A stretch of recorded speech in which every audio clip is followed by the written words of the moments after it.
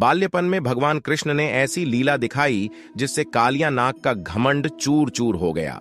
जब भगवान बाल रूप में मैया यशोदा के साथ गोकुल में रहते थे तो गोकुल में बहने वाली यमुना नदी में ही कालिया नाग रहता था। वह इतना ज्यादा जहरीला था कि उसके विष से यमुना नदी का पूरा पानी काला पड़ चुका था, जिससे गांव के लोग और पशु पक्षी उस जहरीले जल को पीकर मरने लगे थे। पूरा गोकुल इस समस्या से परेशान था।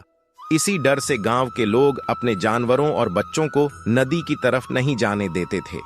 भगवान श्री कृष्ण ने किसका उद्धार नहीं किया था, वह सब कुछ जानते थे। तब भगवान ने कालिया नाग को सबक सिखाने की ठान ली। एक दिन श्री कृष्ण ने अपने सभी मित्रों को इकट्ठा किया और यमुना नदी के पास खेलना चल गए। सब डर रहे थे, लेकिन कृष्ण ने सभी को सांत्वना देते हुए कहा, मैं हूं ना, कुछ नहीं होगा। सब कृष्ण की बात मानकर गेंद खेलने लग जाते हैं। तभी अचानक श्री कृष्ण गेंद खेलते खेलते यमुना नदी के किनारे पहुंच गए, जिससे उनकी गेंद नदी में गिर जाती है। गेंद की वजह से खेल बीच में ही रुक गया। अब गेंद लाने के लिए कोई तैयार नहीं हो रहा था, क्योंकि सबको पता था कि कालिया नाग नदी में रहता है, इसलिए कोई भी जाने को तैयार नहीं हुआ। तो कृष्ण ने कहा, गेंद को लाने मैं ही जाऊंगा, क्योंकि मैंने ही उसे नदी में गिराया है।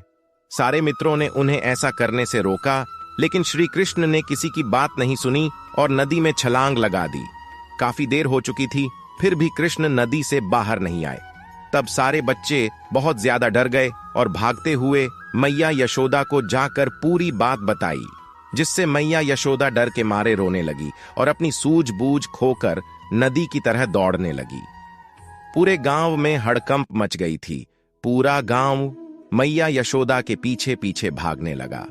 नदी में कृष्णा को देखकर कालिया नाग की पत्नियों ने कहा, ये लो पुत्र, तुम्हारी गेंद, और जल्दी यहां से चले जाओ। अभी हमारे पति गहरी निद्रा में हैं, उनके उठने से पहले चले जाओ।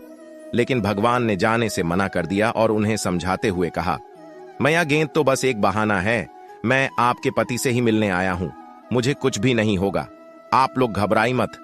तभी कालिया नाग जाग जाता है। भगवान उसे चेतावनी देते हुए बोलते हैं, अगर अपने प्राण सही सलामत चाहते हो तो यमुना नदी को छोड़कर कहीं और चले जाओ। श्री कृष्ण की बात सुनकर कालिया नाग बोलता है, मैं तुम्हें चेतावनी देता हूं, यहां से चले जाओ, नहीं तो मेरे जहर से बच नहीं पाओगे।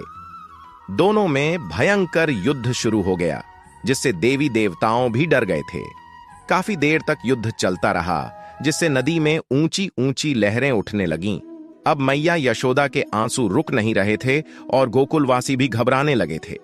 कालिया नाग ने श्री कृष्ण पर भयंकर विष से हमला किया, लेकिन विष के भगवान पर कोई असर नहीं हुआ। भगवान कालिया